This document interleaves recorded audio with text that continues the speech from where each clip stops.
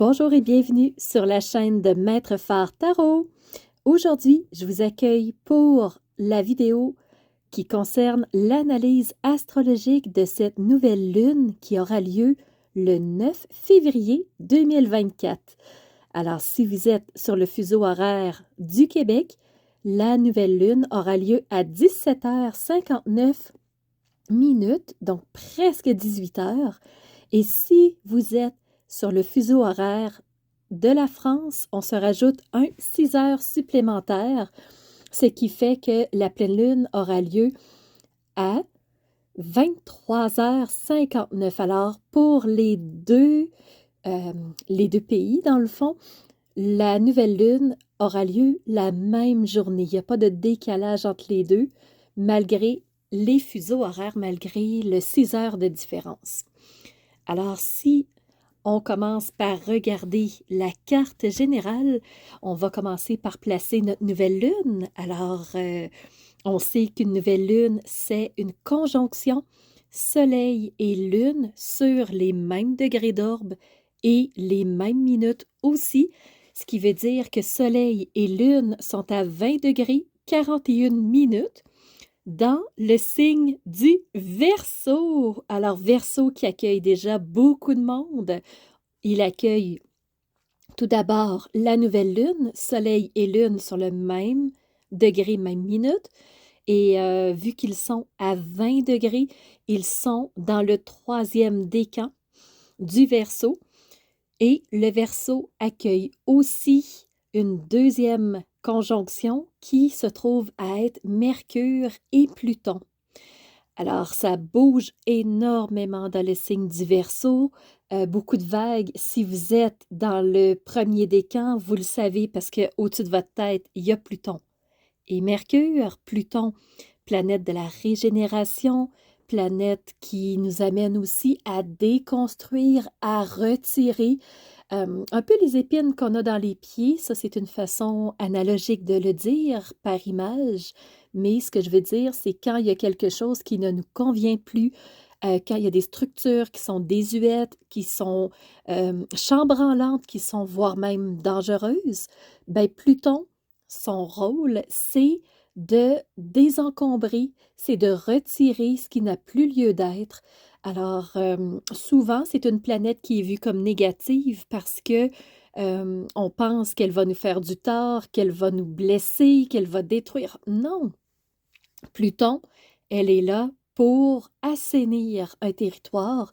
Elle est là pour s'assurer que tout ce qui est présent euh, a sa place, que ça vaut la peine, que c'est solide, que les fondations sont stables. Alors, c'est dans ce sens-là que Pluton fait beaucoup de vagues. Si on n'a pas fait le chemin, le ménage avant, si on n'a pas retiré des choses, si on n'a pas voulu voir, si on a fait semblant si on a été dans le déni, ben c'est là où c'est plus difficile avec Pluton. Mais sinon, si on travaille avec elle à, euh, à retirer ce qui n'a plus lieu d'être, à modifier ce qui se doit de l'être, ben sinon, c'est pas si difficile que ça. Pour avoir vécu Pluton, parce qu'il était dans mon signe un peu plus tôt, alors je sais ce que c'est un Pluton quelques années au-dessus de notre tête. Alors, les Verseaux, je sais ce que vous allez vivre. Et on parlait de la conjonction Pluton et Mercure. Mercure, pour sa part, est à 7 degrés du Verseau, lui aussi dans le premier décan. Et Mercure, c'est la communication. C'est celui qui nous permet d'échanger ensemble, d'avoir les bons mots de la bonne façon, d'avoir des échanges qui sont sains, qui sont respectueux de la personne et de soi-même aussi.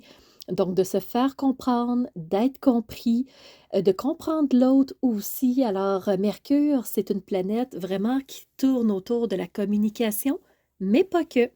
Mercure, c'est aussi la planète qui représente la curiosité intellectuelle. C'est le gérant, c'est le maître des Gémeaux. Et Mercure représente aussi les déplacements, les voyages, les découvertes à l'étranger. Et Mercure vient faire conjonction avec Pluton, lors de cette nouvelle lune. Alors, vous voyez d'entrée de jeu comment le Verseau bouge énormément et le fait que Pluton soit entré en Verseau, parce que le Pluton, lui, est encore à 0 degré. C'est une planète extrêmement lente, parce que Pluton est la planète la plus éloignée de notre système solaire. En fait, elle a été déclassée il y a quelques années. euh, elle est passée de planète à planète naine, mais Pluton a un impact majeur parce que justement, c'est la planète qui fait du ménage, qui fait table rase, qui retire ce qu'on n'ose pas bouger. Et Pluton vient d'entrer dans le Verseau. C'est historique, vous en avez sûrement entendu parler. J'ai pas pu faire de vidéo malheureusement parce que mon horaire est très chargé, mais sachez que Pluton en Verseau, c'est historique. Pluton va rester en Verseau jusqu'au 2 septembre. Il revient, ben, il va falloir que je vérifie en heure du Québec si Pluton revient dans le Capricorne le 2 septembre pour nous. Les heures, c'est à vérifier pour moi, mais je sais que c'est vraiment autour de cette date du 2 septembre jusqu'au 19 novembre 2023. Et ensuite, là, il va faire son épopée dans le Verseau pendant 20 ans. Donc, ça va être jusqu'au 20 janvier 2044.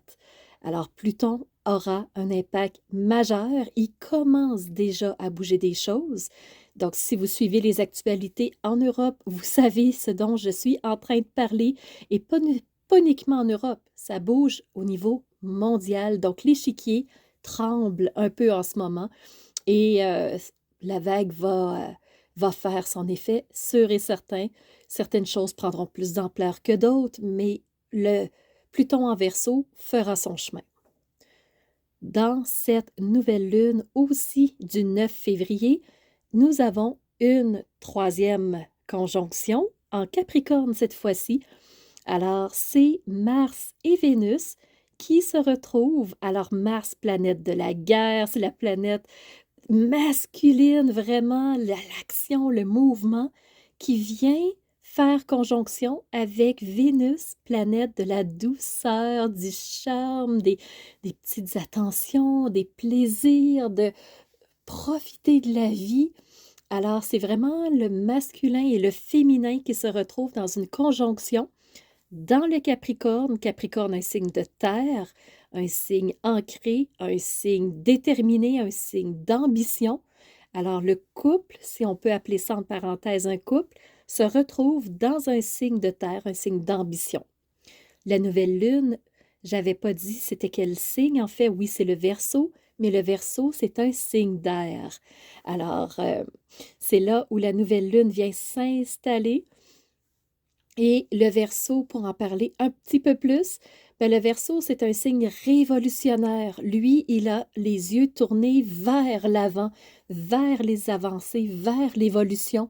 Et le Verseau, c'est vraiment un signe qui vise à amener toujours un pas de plus, amener plus loin. Et il n'hésitera pas à utiliser plein d'idées, qu'elles soient saugrenues, qu'elles soient logiques, qu'elles soient stables, qu'elles soient structurées ou qu'elles soient créatives. Le Verseau, ce qu'il veut, c'est aller de l'avant. Et c'est là aussi où on parle de technologie avec le Verseau, c'est que les technologies, c'est une avancée, c'est ce qui nous permet d'aller plus loin, d'avoir plus de connaissances, de communiquer différemment. Alors, c'est pour ça que les communications vont prendre encore plus d'ampleur dans le Verseau et ça commence. On parle de l'IA, donc l'intelligence artificielle, et on n'a rien vu. Les avancées technologiques se feront à bond de géant. C'est représentatif du signe du Verseau. Alors, nouvelle lune en Verseau pour ce 9 février 2024 et j'aborde rapidement une quatrième conjonction parce que j'aime beaucoup regarder ceux qui font, ceux qui s'allient. Et là, ben, je dis ceux parce que ce ne sont pas des planètes. Dans le signe du Bélier, signe de feu, premier signe astrologique en fait, on retrouve une conjonction avec le nœud lunaire nord, qui est un point fictif. Donc, c'est un point qui est calculé, qui est structuré, qui est planifié par les astrologues, donc nœud lunaire nord, qui représente la direction vers laquelle on s'en va. Je vous rappelle que le Verseau est un signe révolutionnaire. Et nœud lunaire nord, c'est la nouvelle route qu'on décide d'emprunter, la nouvelle expérience qu'on veut vivre. Donc, c'est ça, le nœud lunaire nord, qui vient faire conjonction avec une astéroïde qui porte le nom de Chiron. Alors, les deux viennent s'allier, viennent se rassembler ensemble parce qu'elles sont très proches dans le signe du Bélier. Donc, c'est ce qui met la table un petit peu pour notre nouvelle lune. Donc, si je regarde le placement des planètes, elles sont toujours très, très, très rapprochées. Donc, toutes les planètes entrent dans les signes qui se situent entre le Capricorne et le Taureau. Donc, elles se séparent, si vous voulez, entre 5 signes. C'est ce qui fait que les planètes sont toujours très, très, très rapprochées. Et si je regarde vraiment les planètes, ben, elles sont beaucoup plus entre le Capricorne, Verseau, Poisson. Et on trouve 2 planètes dans le Taureau. C'est très compact, très, très, très compact. Et quand la Lune passe sur les degrés d'une autre planète, c'est sûr que ça fait du mouvement, ça fait des réactivités. Donc, ciel très, très, très dense, encore une fois, très rapproché pour cette nouvelle lune. C'est ce qui fait ça va vite. Ça va vite. Des fois, on a l'impression de manquer de souffle. Alors, c'est aussi digne de mention pour cette nouvelle lune.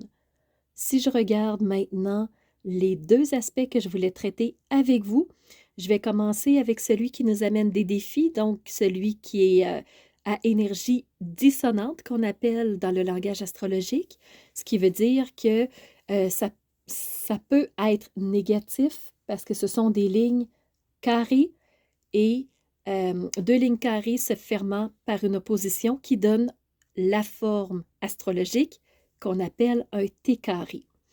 Alors, les 2 lignes carrées, on parle de quoi? Ben, on parle premièrement de la conjonction nœud lunaire nord Chiron dans le signe du Bélier, qui vient faire carré à qui? Ben, à Vénus dans le signe du Capricorne. Alors, un signe de feu en carré avec un signe de terre. Et nœud lunaire nord Chiron, ben, j'ai pas parlé du rôle de Chiron, mais Chiron, c'est le guérisseur du ciel. C'est celui qui nous aide à guérir nos blessures, à cicatriser ce qui a pu être douloureux. Mais ici, le guérisseur est en dissonance avec la planète de l'amour. Ce à quoi ça me fait penser personnellement, c'est comme si au lieu d'être dans une période de guérison par rapport au thème de l'amour, donc à l'amour-propre, aux relations entre les personnes qui nous sont chères, autant notre noyau familial que notre conjoint, conjointe. Alors, ça peut être à couteau tiré, ça peut éveiller des souvenirs douloureux, il peut se rejouer des événements, justement, qui nous remettent sur la table ce qui a été difficile jadis dans le passé. Alors, au lieu d'être en guérison sur cette thématique-là de l'amour avec la Vénus, ben, ça va plutôt être peut-être explosif. Et je voulais vous dire quelque chose avant de débuter cette vidéo-là. Vénus représente aussi 2 autres choses. Premièrement, la thématique de l'argent, parce que Vénus, c'est la maîtresse du Taureau. Là, elle est en Capricorne, donc elle est très, très loin quand même du Taureau, mais quand même, elle est bien aspectée avec son territoire propre. Et Vénus représente aussi nos valeurs profondes. Pas des valeurs qui sont bien, toutes cute, qui peuvent faire bien sur un CV. Non, non, non. Nos valeurs les plus profondes, les plus fondamentales.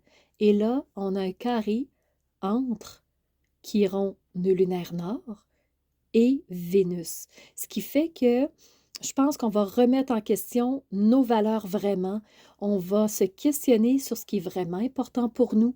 On va peut-être s'apercevoir de certaines choses. On va devoir remettre les pendules à l'heure, certainement par rapport à nos valeurs. Et il va y avoir des choix à faire, assurément, qui peuvent être crève-cœur si on joue avec les termes un petit peu, parce qu'on n'oublie pas qu'on est en carré entre la conjonction nœud lunaire Nord-Chiron et cette Vénus. Vénus est aussi en carré avec le nœud lunaire Sud qui se trouve en balance, un signe d'air.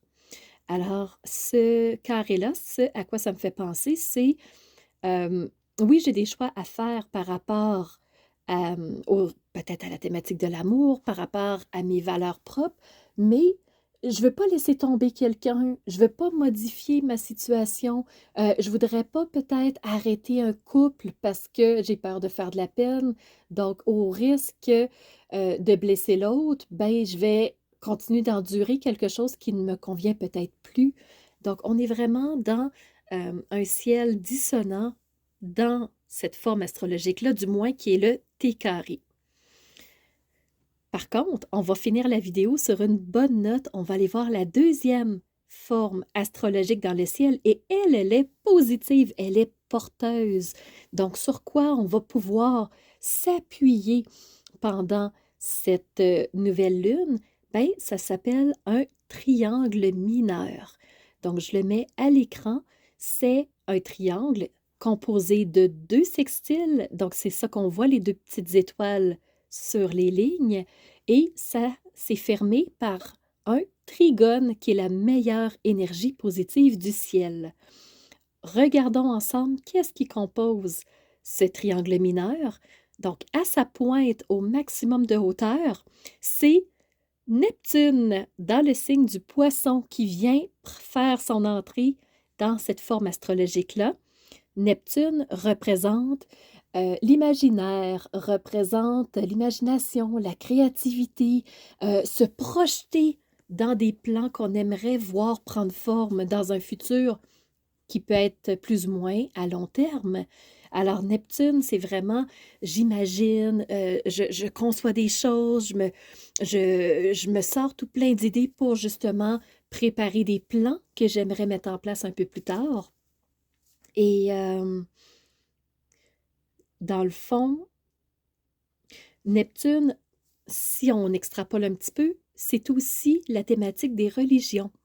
Alors peut-être que les religions vont être touchées un petit peu pendant cette nouvelle lune. Est-ce qu'il va y avoir des discussions par rapport à ça? Est-ce qu'il va y avoir des événements? Est-ce que Neptune représente aussi la religion, mais pas que.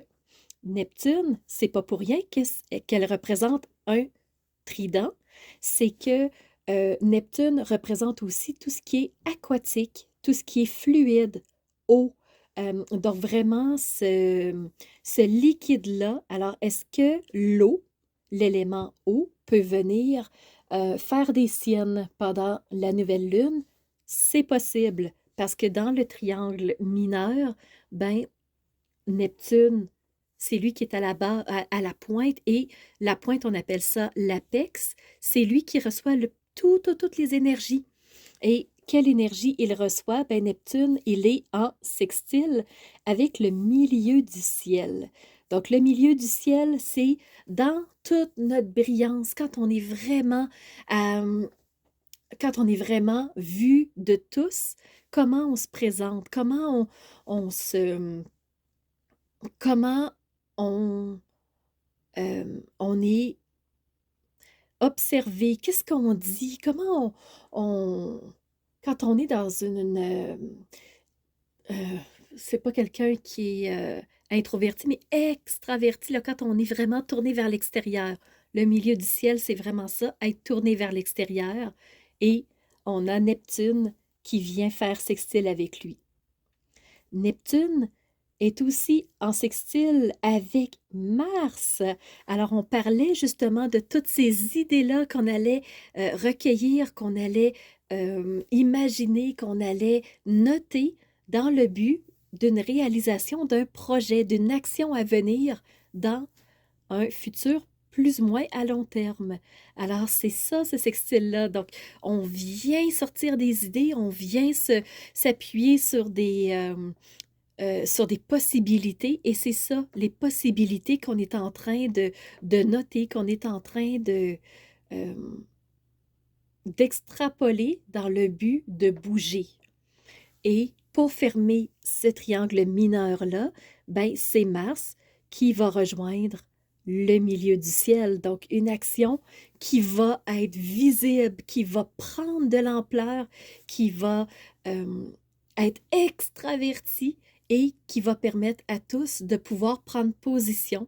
Donc, cette Vénus, on en parlait tout à l'heure dans le T carré, avec les valeurs profondes, donc prendre position par rapport à ce triangle mineur-là. Alors, je m'arrête ici. C'est ce qui fait tour pour moi de l'analyse astrologique que je voulais faire. Je pourrais nommer encore plein de choses, mais ça suffira pour aujourd'hui. Je tiens à faire une petite parenthèse par rapport aux 12 signes qui ont été tournés. Je les ai tous faits avant l'analyse astrologique cette fois-ci. Et ce qui est ressorti, c'est que j'ai énormément de signes qui ont, pour la majorité des arcanes majeurs dans le tarot. Donc, si le tarot vous intéresse pour venir compléter ce que l'astrologie vient dire, je vous invite fortement à venir voir les 12 signes qui vont sortir dans 2 jours. Donc, je sors toujours l'astrologie, l'analyse astrologique en premier, les 12 signes ensuite, parce que je crois avoir et facilement 5 à 6 signes. Donc, c'est au moins la moitié qui ont presque uniquement des arcanes majeures dans les cartes. Et les arcanes majeures ont un poids très, très, très considérable. C'est ce qui me fait dire que pour le mois de février, nous aurons un mois très mouvementé avec énormément de rebondissements. Ce sera pour moi signe d'un mois majeur. J'ai hâte de voir ce qu'il en est, mais sincèrement, allez voir votre signe ou signe solaire, signe ascendant, signe lunaire si vous le connaissez, pour vous faire une idée plus précise de ce qui s'en vient. Parce que, à mon avis, le mois de février sera ce qu'on peut appeler un game changer en anglais. Donc, quelque chose qui fait foi de tout, qui vient changer le jeu en entier. Donc, moi, c'est ce qui me résonne énormément en tête, un game changer pour le mois de février.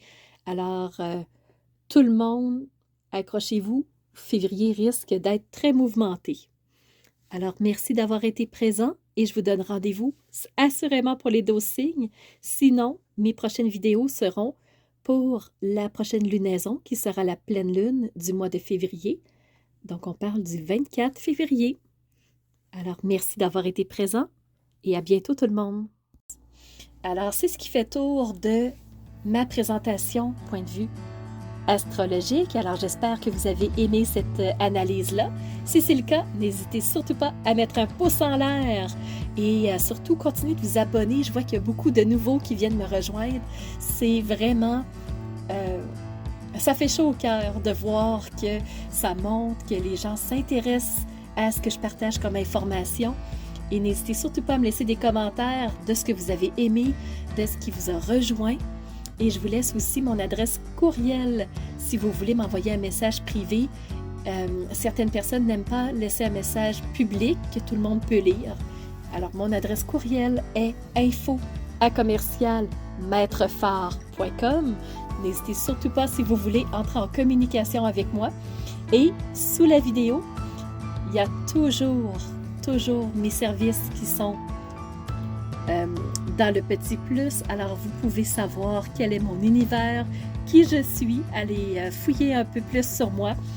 Et si vous avez besoin d'un tirage de tarot personnalisé, si vous voulez une analyse de votre carte du ciel de naissance, je peux vous faire ça avec grand plaisir. On peut aussi se rencontrer pour un coaching si vous avez besoin d'être guidé par rapport à un ou plusieurs domaines de vie pour faciliter votre route par la suite. Ça me fera plaisir. Alors, c'était Nancy de la chaîne Maître Phare Tarot qui vous offrait cette vidéo. avec le cœur et n'hésitez pas à surveiller les réseaux sociaux. Vous savez que dans 48 heures, les 12 signes sortiront. Alors, on se revoit pour les 12 signes. À bientôt.